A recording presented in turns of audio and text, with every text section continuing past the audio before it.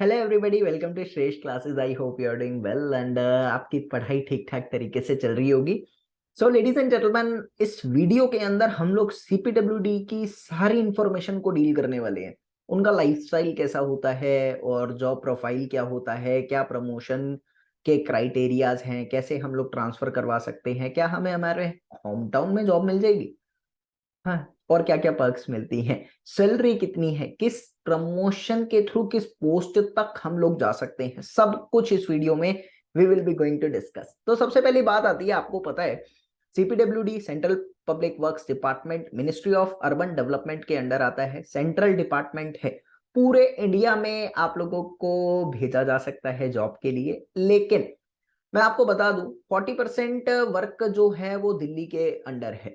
तो अगर आप लोग दिल्ली से हैं ना, तो पूरा चांस है कि आप लोगों को आपके होम टाउन में जॉब मिलने वाली है।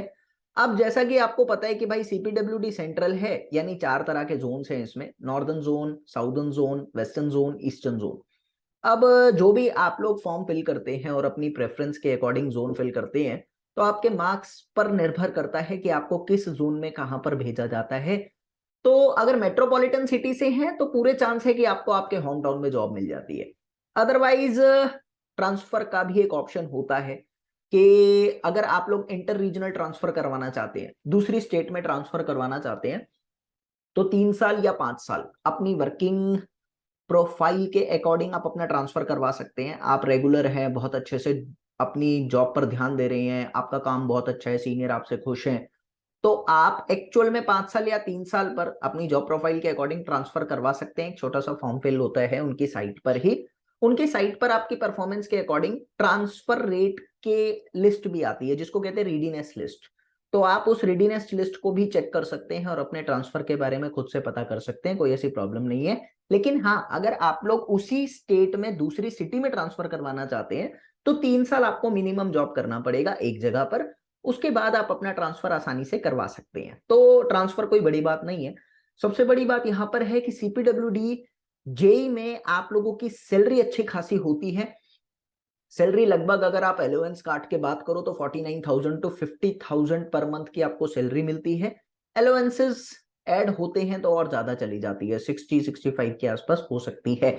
अब बात आती है यहाँ पर फैसिलिटीज अच्छी है। मेडिकल फैसिलिटी की बात करूं तो सीजीएचएस के under, central government health scheme के अंडर आप लोगों को पूरी मेडिकल फैसिलिटी अवेलेबल करवाई जाती है। आपको एक पैसा नहीं देना होता।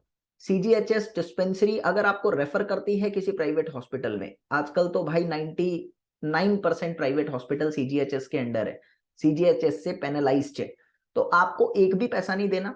आपका चेकअप तो होगा ही होगा, आपको दवाइयां भी फ्री मिलेगी हॉस्पिटल से। तो ये सीपीडब्ल्यूडी की मेडिकल फैसिलिटी आप लोगों को दी जाती है।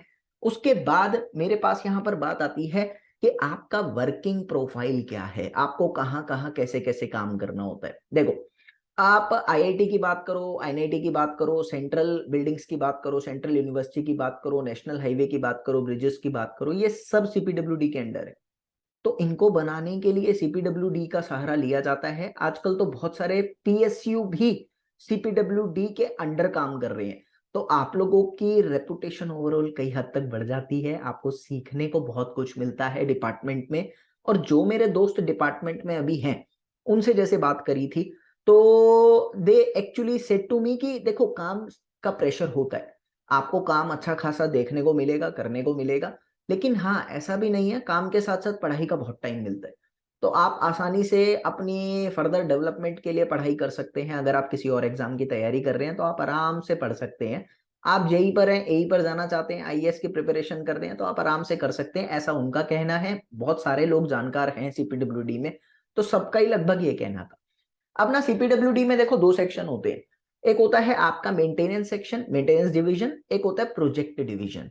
नाम सजेस्ट कर रहे हैं कि मेंटेनेंस डिवीजन में आप लोगों को मेंटेनेंस वर्क में भेजा जाएगा, जहां आपको छोटे छोटे वर्क से बहुत कुछ सीखने को मिलता है। प्रोजेक्ट डिवीजन में सिर्फ इंप्लीमेंटेशन आपको करना होगा। तो जो फ्रेशर्स होते हैं, नए नए एस्पिरेंट्स होते हैं, उनको ज्यादातर केसेस में मेंटेनेंस डिवीजन में भेजा जाता है, ताकि वहां से एक्सपीरियंस गेन करे, देन प्रोजेक्ट डिवीजन में अप्लाई कर सके। ठीक है। वैसे तो आप लोगों का सीपीडब्ल्यूडी फील्ड जॉब है, लेकिन एक्चुअल में ऐसा नहीं है। फील्ड के साथ साथ आपको ऑफिस वर्क भी करना होगा।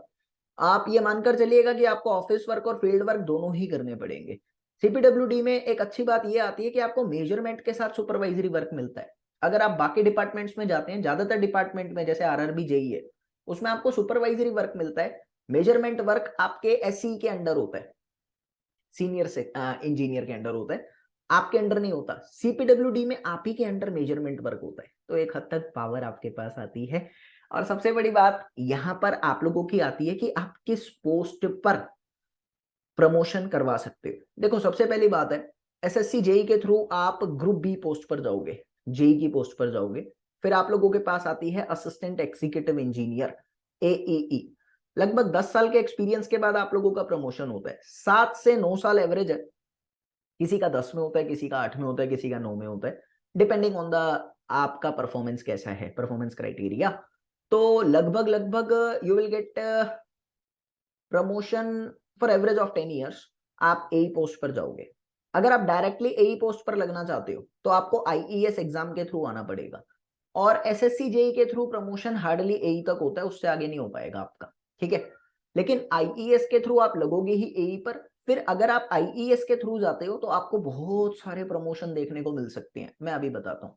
एईई आप लोगों को देखने को मिला, उसके बाद आप लोगों के पास यहाँ पर आता है, आप एग्जीक्यूटिव इंजीनियर लगेंगे, असिस्टेंट एग्जीक्यूटिव इंजीनियर के बाद देन आप लोग सुपरिटेंडिंग इंजीनियर लगेंगे, देन उसके बाद प्रमोशन होके चीफ इंजीनियर बनते हैं।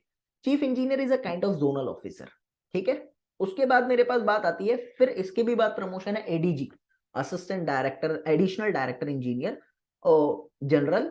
उसके बाद SDG, special director general, and then the highest post in the CPWD is director general, जो डायरेक्ट मिनिस्ट्री में ही काम करता है। तो वो तो भाई अलग ही लेवल हो गया ना। तो आप अपनी परफॉर्मेंस के अकॉर्डिंग अपनी डेवलपमेंट कर सकते हैं लाइफ में। सीपीडब्ल्यूडी अपने आप में बहुत अच्छा डिपार्टमेंट है। अब बात आती है, देखो मैं थोड़ा वर्किंग कल्चर की बात करता हूं, अंदर की बात है ये कि सीपीडब्ल्यूडी में 2 सेक्शन है, आपके वर्किंग प्रोफाइल से रिलेटेड बता रहा हूं, ठीक है। मैनेजेरियल वर्क भी है और टेक्निकल वर्क भी है। अगर आप लोग जेई की बात कर रहे हैं या एई की भी बात कर रहे हैं, तो पैसे वाली पावर तो एई के हाथ में होती है, आपके हाथ नहीं होती। जैसे टेंडर आउटफिट करना, वो सब एई के हाथ में है। लेकिन हाँ, मैनेजेरियल वर्क आपको करना होगा, मैनेजमेंट अच्छी खासी आपको देखनी पड़ेगी। 80% वर्क मैनेजमेंट का ही है, 20% आपको टेक्निकल वर्क देखने को मिलेगा, लेकिन 80% वर्क आपका मैनेजमेंट से रिलेटेड ही रहता है। तो लेडीज एंड जेंटलमैन, ये सारी इंफॉर्मेशन मैंने आप लोगों के साथ डिस्क्लोज करी है। आई होप आपको सब कुछ पता लग चुका है सीपीडब्ल्यूडी जेई के रिगार्डिंग क्या क्या आप लोगों का हो सकता है। दूसरी बात, अगर कुछ रह गया तो यार वीडियो के कमेंट में मेंशन करो ना, मैं उस पर भी आप लोगों को इन्फॉर्मेशन दे दूंगा। इसी तरह की छोटी छोटी वीडियोस आप लोगों के लिए बनाता रहूंगा। किसी और टॉपिक पर भी चाहिए ना, वो भी आप लोग कमेंट कर सकते हैं। I will always there to help you a lot. और एक बच्चे ने कहा है CPWD JE versus RRB JE पर आप एक छोटा सा वीडियो बना दीजिए, तो मैं लेकर आ रहा हूँ ना बहुत जल्दी। तो I hope you like this video, please press this button and share it to the maximum students so that आपको भी नॉलेज मिलती रहे, हमें भी मोटिवेशन मिलता रहे। इसी तरीके से आगे बढ़ते रहेंगे। जय हिंद।